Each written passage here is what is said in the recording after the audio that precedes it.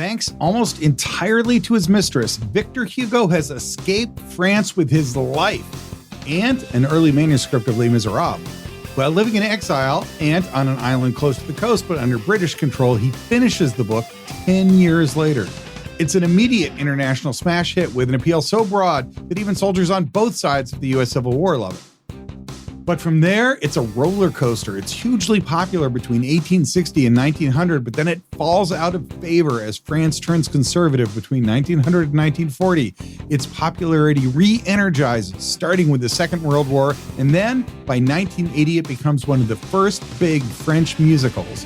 And then it takes over the London stage and finally explodes on Broadway to become what many would call the most successful musical of all time.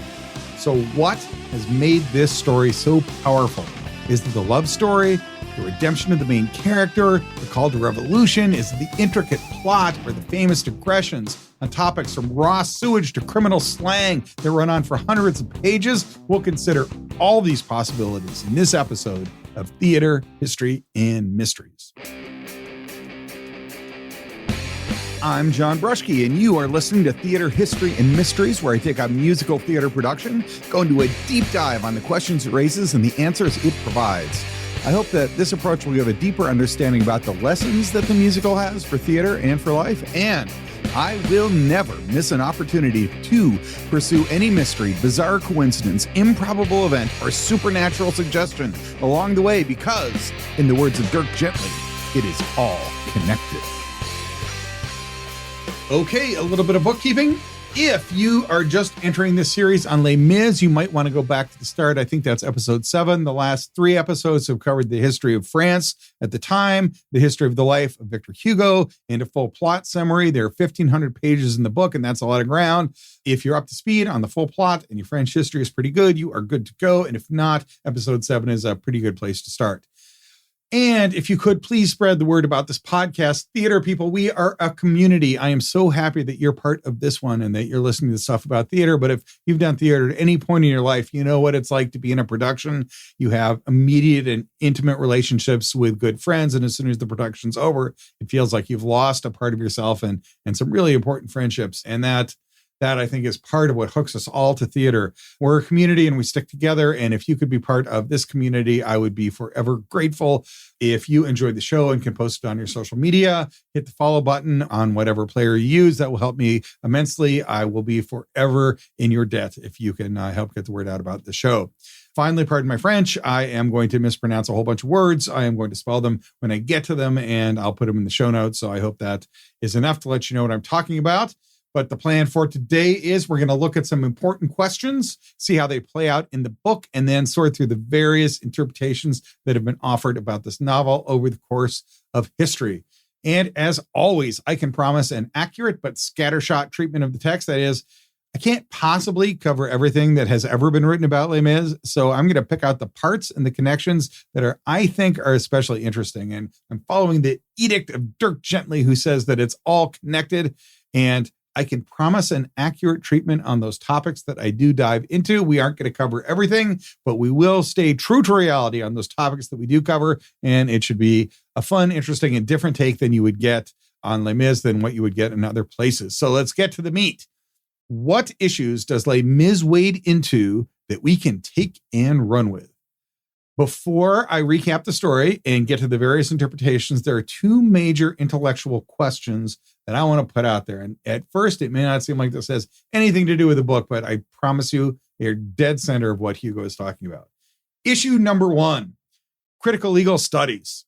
Okay, the study of the law is basically boring. In the 3-star classic Day After Tomorrow with John Cusack, the story ends in the New York Public Library where they burn books for warmth.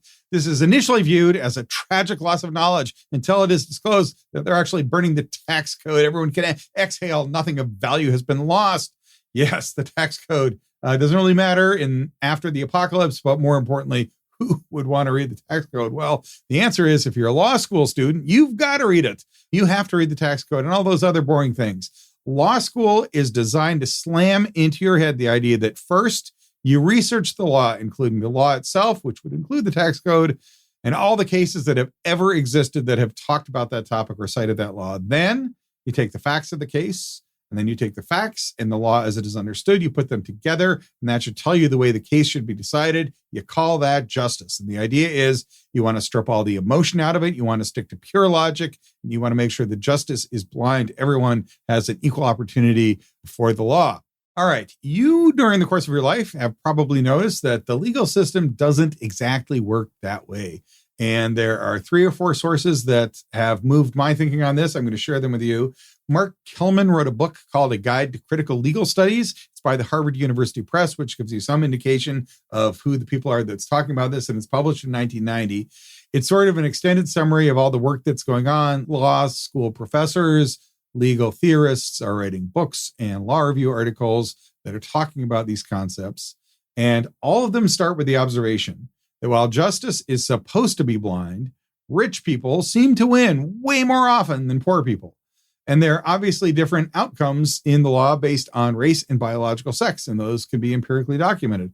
And while justice is supposed to be apolitical, who the judges are matters a lot. Just think about the appointment of Brett Kavanaugh. The massive fight on both sides happened because he had a very clear political stance, and all the judges are supposed to be free from politics. They never really are, and everybody who's ever practiced the law is acutely aware of that. There are good judges and bad judges, but to say that they're all perfectly neutral and objective is just not a fair and accurate description of the legal system. Now, once you start with that premise, the critical legal scholarship can get really crazy really fast, but the key point of that movement, the critical legal studies movement, is that these things should also be a part of the study of the law. And of course, an offshoot of critical legal studies is critical race theory, which has become a highly politicized academic concept. I won't say anything more on that other than the fact that if you think anybody is taking the critical race theory literature that was used in the Harvard Law School curriculum and they're putting it into kindergarten curriculum, you are really, really too deep down the wrong part of the internet. So there is an extension of critical legal studies that does focus on the racial component of what's going on and how the legal system focuses. It is nothing like what you've probably heard in the popular media. Now, every lawyer that I know, and if you're a debate coach, you know a lot of people who become lawyers, agrees with the basic premise that the more money means you get more wins in the legal system. And it is generally true that court decisions, what juries do, what judges vote on, is in fact based on the law and the evidence. But better lawyers argue for the law better, and more money lets you do more research to get better evidence. So setting aside all the various issues at hand and all the baggage that is now surrounding critical legal studies, just about everyone I know involved in the legal system will privately acknowledge that money makes a huge difference. And that is everybody from public defenders to people who I know that have argued 9-figure cases in the civil arena to negotiating 9-digit, hundreds of millions of dollars contracts for corporate mergers. They will all acknowledge that the side that has more money has a huge advantage in the legal system, and it's leveraged in all kinds of ways.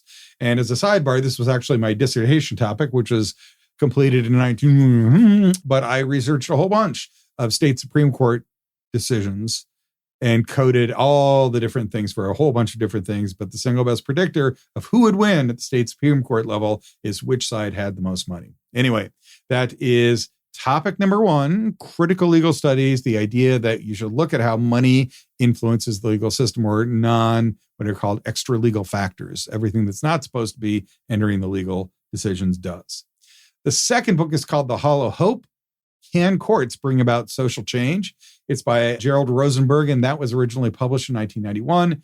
This is a study of social movements and the big court cases in history, and the basic thesis is that courts don't produce lasting social change, but acting like they are and they're a neutral place where everyone can get justice just diverts time, energy, and resources that should be spent elsewhere. And if you think about it, the court decisions usually follow social change rather than preceding it. I'll say a lot more about that later in this episode, and especially what Victor Hugo had to say about that. But the key question is whether or not the courts are the right venue to fight for social change. And Rosenberg thinks they definitely are not, that the possibilities are limited. Here's the quote from the website where you would go to buy his book. Quote, "It is nearly impossible to generate significant reforms through litigation. American courts are ineffective and relatively weak, far from the uniquely powerful sources of change that they are often portrayed to be," end quote. And finally, the third source here is a law professor named Pierre Schlag. He points out that when you get to law school, one of the first things that happens is you get presented with a case where there are very sympathetic plaintiffs. Think of a mom and pop farm that gets hosed by a major corporation that's polluting their land, but they are not, sadly, on the right side of the law. And the point that you're supposed to learn is that you need to set aside your sympathies and your emotions when deciding the law. And Schlag is absolutely revolted by that idea. He thinks that that attempt to make the law just a discussion of abstract concepts without looking at the very human impacts and elements is what results in more injustice than any other system could possibly have. And just acknowledging subjectivity and embracing that there are real human impacts to these court decisions would make the world a better place. And finally, there's another author named Stephen Bright who writes a lot about public defenders. But if you, at this point in your life, are doubting that poor people accused of crimes get a fair day in court, it is definitely worth checking out the writings of Stephen Bright. He is somebody who I'm going to put the references to in the footnotes. And here's a little sidebar. I wrote my dissertation prior to the turn of the century 2000, where I was interested in state Supreme Court decisions. But my most recent research project was to go and just interview people who are unhoused in my local area. There's a lot. It's not hard to find them, and they have a lot to say. These are the modern les miserables, the dispossessed, the poor, the people who don't have anywhere to go. And I did like 60 interviews with a whole bunch of different people, and almost every one of them had had some encounter with the legal system. Either that's what made them homeless or they had done something legitimately wrong. But the legal system and their criminal record was a major and a massive obstacle for them to get back on their feet. If you had housing trouble and then you go to prison for a felony, getting off the streets is a Herculean task. It's just so difficult and almost impossible to do. Now, most of the people that I talked to would acknowledge they had done something wrong that should have resulted in punishment. But almost all of them, I think, would also acknowledge that once you get branded a felon or that you're encountering with the legal system, you lost your money. That's not a place that you were going to go and get any recompense, right? You were not going to get your life turned around by the legal system. And the other thing is that almost all of them had been victims of violence, often violence from other unhoused people. But the last thing that they would do is call the police, not because they didn't think the police were going to do or were bad people or evil or were going to beat them up, although some of them did think that, but just there was no way the police were going to step in and protect homeless from attacks on other homeless people. That was not a crime that our legal system is set up to address. So I guess I sort of agree with Pierre Schlag, and my own research just on housing resonates very much with what Victor Hugo was writing about 150 years ago. But the bottom line to all of this is that the legal system treats rich and poor people very differently, and rigid legalistic approaches to the law do more to keep poor people poor. The point is that we should approach the study and practice of the law with all of these questions on the table instead of pretending that the legal system is an objective, fact-driven place where everyone can get treated equally. All right, that is idea number one. It is critical legal studies. Idea number two, what makes a revolution worthwhile? I pointed this out in a prior episode, so this is just going to be a quick recap, but history proves that it is entirely possible to have a revolution, to throw off a legitimately oppressive regime and end up with something that is no better or maybe worse. The thumbnail sketch goes like this. In 1848, Karl Marx writes the Communist Manifesto, and that's a fascinating year for Les Mis because it's also the year that Victor Hugo is working on behalf of Louis Napoleon to overthrow the sucky King Louis Philippe.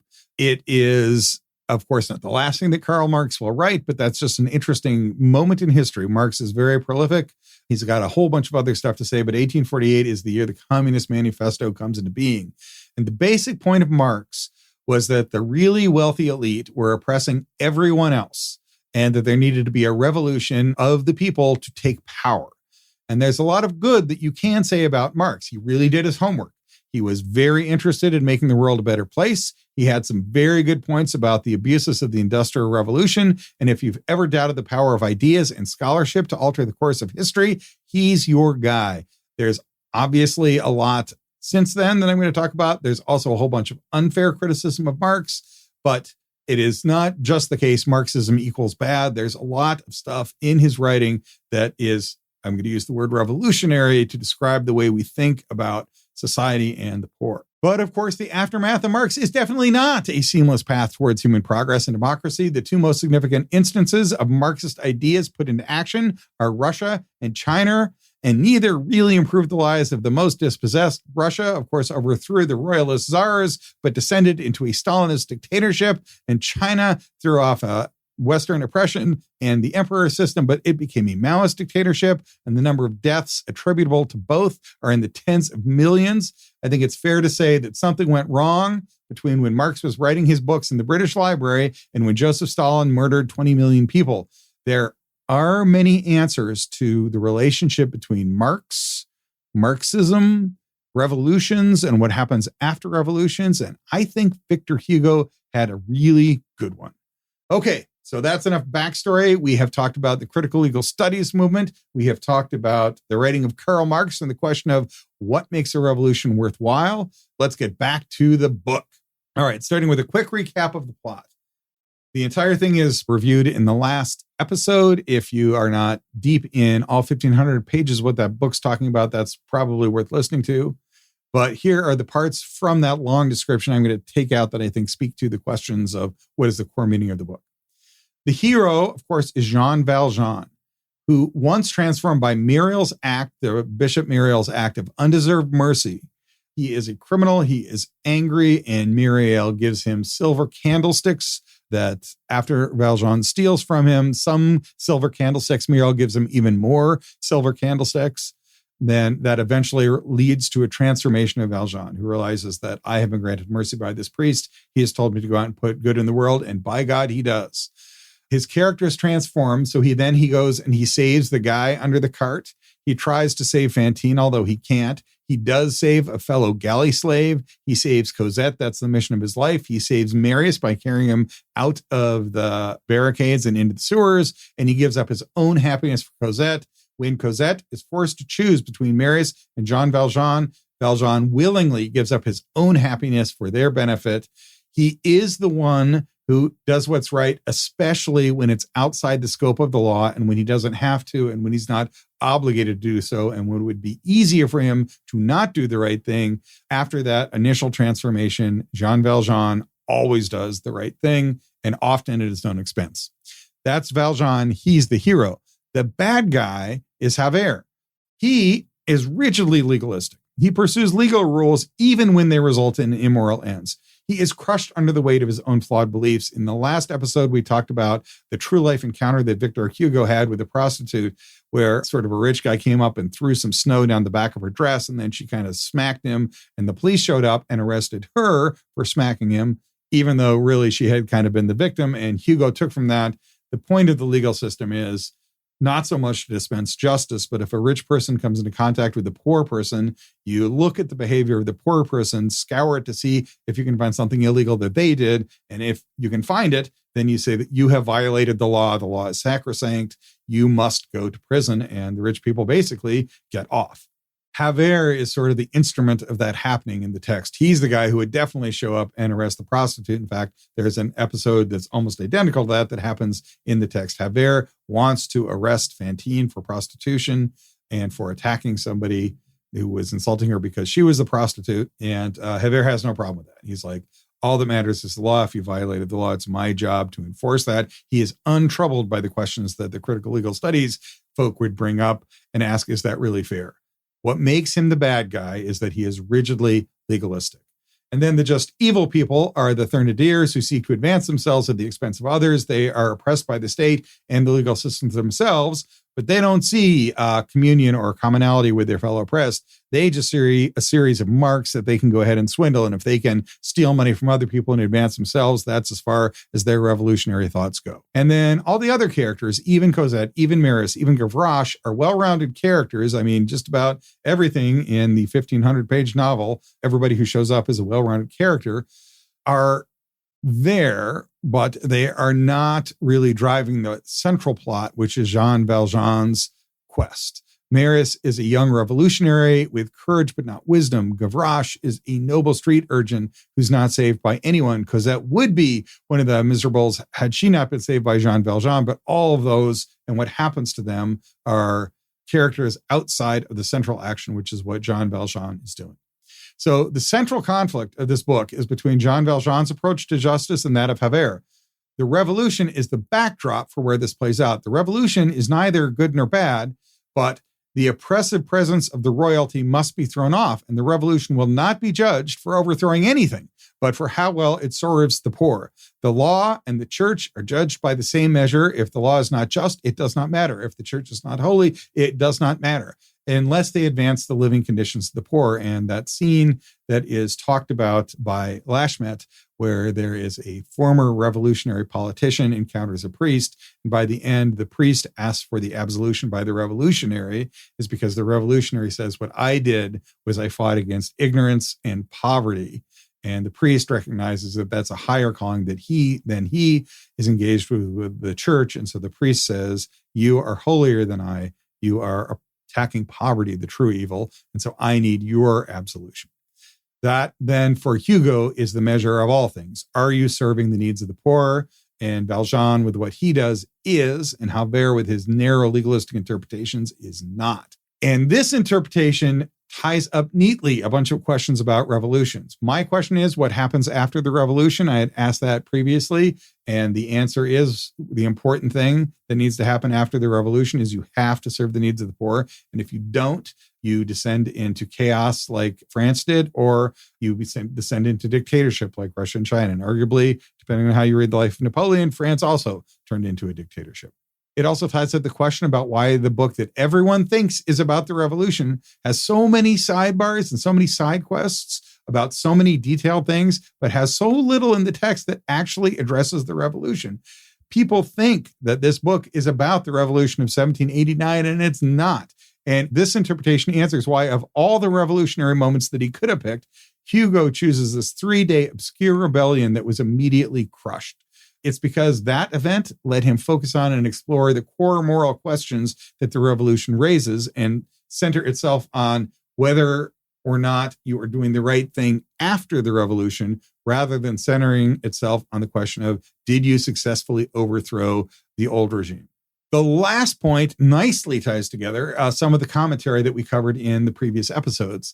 Barrent is an author who is writing for the International Socialist Review, and not surprisingly, measures Les Mis on how much it advances a concrete revolutionary agenda.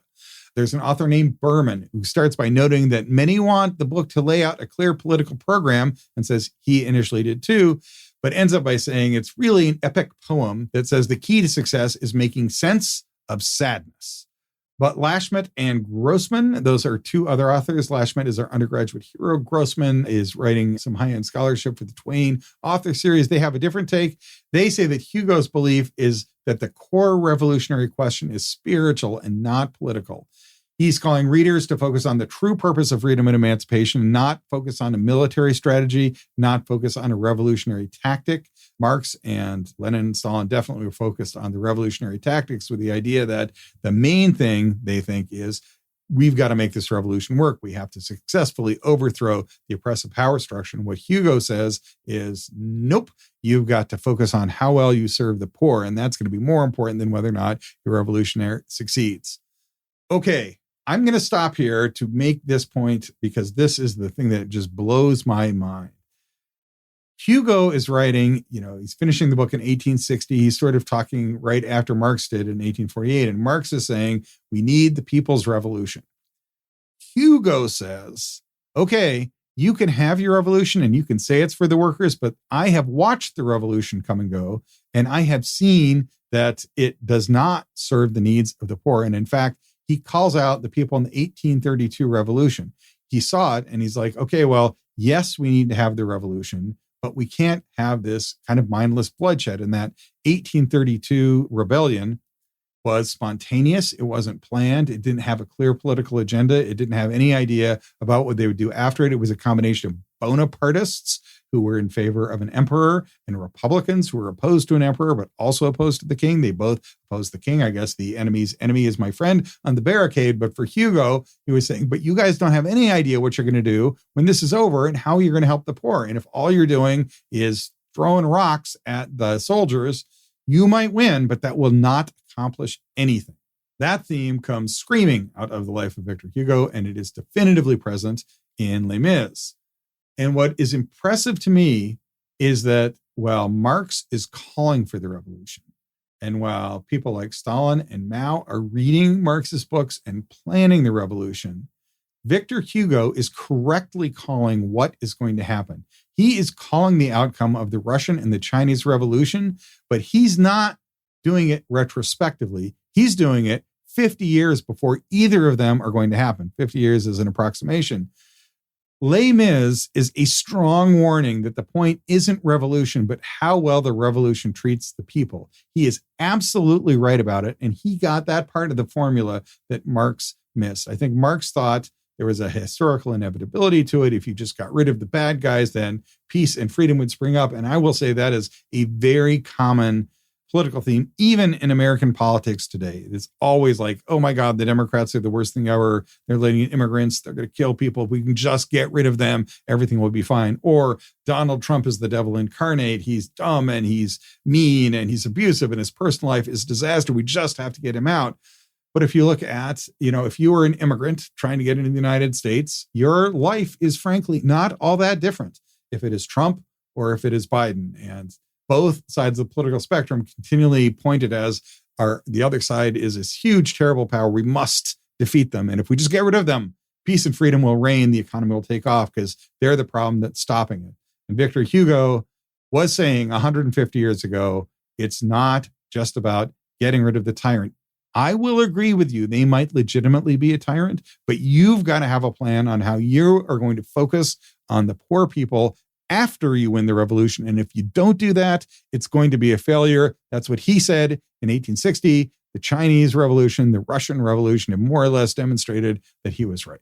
So that's what Victor Hugo, I think, is really all about. He could have written about his time in the legislature, or his time on the barricades, or his time in hiding, or having his house stormed, which happened, or any of the revolutions or the counter-revolutions of the 80 years of his life. In fact, if you were just trying to write a good story, the time when he was 10 years old and his wife's lover, who was his godfather and was living in his house, was dragged out of the house by the soldiers and killed because he was part of a plot in favor of the king and opposed to Napoleon Bonaparte. Now, I mean, that's better than your average Lifetime movie plot. That would have been compelling, but that's not what he wrote about. The only military thing he put in was the 1832 revolution, or not even revolution, rebellion, which failed. He's not writing about that. What he is writing about is the conflict between Jean Valjean and Javert, the pursuit of justice regardless of the legal or theological systems in place versus deference to authorities who claim to represent justice or faith. The quote that the politician has is that the king is a false authority. Only science is a true authority. And so to say that deference to authority, people who will claim to have truth and will claim to have justice, that's not it. That is what Javert believes, and that is not true. And what impresses me the most is that he's writing about this. He's writing about the themes of critical legal studies, but he's doing so 100 years before Mark Tillman in the Harvard Law School caught up with him. Remember that in prior episodes we've talked about this, but the first version of the text is called Jean Trajan, and its central theme is a critique of the legal system. Now, the final version would link that back to the revolution, which I just talked about, but he is critiquing the legal system. And what is important to me in both cases is that Victor Hugo is talking about both of these things hundreds of years before others have caught up with him. All right. I guess that's sort of one I leave as the central theme. If you think of Javert and Jean Valjean as the center of the conflict, it's really just a question of who do you focus on, emancipating the poor, or do you just focus on rigid legal systems? Okay, so this gets to a final point that, is sort of present in The Hollow Hope. The Hollow Hope, author Rosenberg would say, don't go to the courts. There is not justice and revolution to be had there. You're not going to change society by doing that. You're going to change society by engaging in concrete political action. Hugo has a slightly different take on that, or not a slightly different take. A common thought is that politics is where important and powerful things happen, and art is about aesthetics and beauty. Poetry is fun, but it's frivolous. And the real changes to society happen in legislatures and corporate boardrooms. They don't happen in opera houses. They don't happen at playhouses. They don't happen at music concerts. But there is another thought out there. There was a guy named Chateaubriand, who is the biggest poet in France just before Victor Hugo was there. He actually also got exiled to the same island that Victor Hugo was. But Chateaubriand truly believed that language and culture were the key to the condition of society. He thought that art could change the world. And I've seen people quote to say that nobody believed art could change the world more than Chateaubriand. And so what is Victor Hugo doing? Why is he writing Les Mis? And why is he doing that in addition to or instead of all the political things that he did? Because he was a high member of many, many different legislatures. He could have just said, I'm a politician. That is how I change the world. And I think he is actually writing Les Mis, not because he thinks that art can motivate politics, but because he thinks that art is more powerful than politics. That's a callback to Chateaubriand. If I asked you to name who was the most successful French general after Napoleon, or who was the king of France in 1820, or who was Charles X? What was he stood for? How was he different from Charles IX? How long was there between Charles X and Charles IX? Does it even matter that we skip from Louis XVI to Louis XVIII? Can you name any politician involved in the Third Republican Revolution of 1870? Probably not. And you are totally forgiven for not knowing. Outside some hardcore history buffs, nobody really knows that. It's not common knowledge. It's not part of our collective understanding of the way the world works. But when I say Jean Valjean, do you know who that is? And what he stood for? You do. And so do the tens of millions of people who read the book or the 130 million people who have seen the musical. History has forgotten kings. It has forgotten generals. It has forgotten politicians who motivated the French Revolution and its aftermath. It has forgotten the people who were making the on-the-ground difficult political decisions and the consequences that they had. Some incredibly consequential things for the history of the world have happened, but they are forgotten. They are not part of the public consciousness. They're not how we understand things. What they did is not unimportant, but if you're trying to change the world for the better, would you focus on the machinery of the state and the politics and the details of what makes an effective revolution and revolutionary politics, or would you focus on their art? History has forgotten the kings, the generals, the politicians, and even the philosophers, but it remembers Les Miserables, and it remembers the story it tells, and it remembers Jean Valjean. And I think maybe that is a more lasting and enduring legacy. And I think that Victor Hugo knew that by writing this book, he was trying to put an idea out there that he thought would change the world. The theme of the book, more than anything else, is that the arc of history is slow, but it moves toward justice. I think that was one of the rallying cries of Martin Luther King. And it's definitely there in the work of Victor Hugo. The point of Les Mis, the point of much of what Victor Hugo had to say was, we're going to get it wrong a lot of the time. We are going to make mistakes, but we have to continually push towards emancipation, to freedom. We have to focus on Les Miserables, the poor, the dispossessed of the earth. And as we stagger towards that, we are making progress. And he knew that it wasn't going to be quick. He knew it wasn't going to be easy, but he knew that it was going to be spiritual and that we had to focus on that, and that art was the right way to get that message out. And in fact, if you were to say, hey, you were a peer of France, you were elected to 2 different assemblies, you helped overthrow a king, how did you change the world, Victor Hugo? He would not have said, oh, well, I passed all these laws or I served on this legislature. He would have said, I wrote this book. And I do think that's his legacy, and I do think that's the ultimate meaning of it. Okay, that will do it for our interpretation of Les Miserables. But up next, there is a ghost story at the heart of this manuscript. I didn't say story, at the heart of the manuscript. Victor Hugo was living on the island of Jersey in 1852, 1853, with a lot of things that he could work on. And it's not even clear, like, you're in exile, you can't go back to France anymore. Are you still an author? You're not a politician. What are you working on, Victor Hugo? What was it that motivated him to finish that book, Les Mis, of all the things that he had to work on? Was it a voice from the spirit world accessed through a seance? I don't know that we're going to answer that question with certainty, but we are going to go through all the historical records, and we're going to find out in the next episode of Theater, History, and Mysteries.